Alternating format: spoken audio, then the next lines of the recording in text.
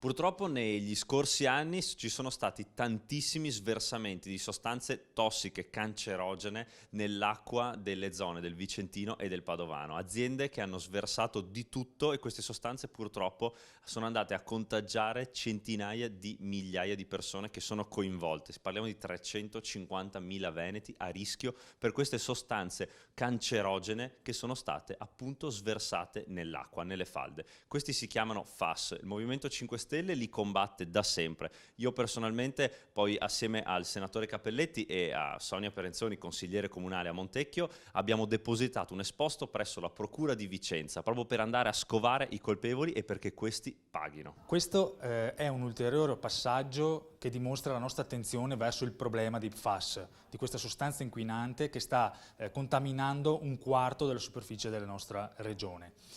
La Regione Veneto non può lavarsene le mani, nonostante l'assessore Bottacin si è dimostrato aperto a parole a risolvere la questione, non può lasciare il problema solamente a Roma.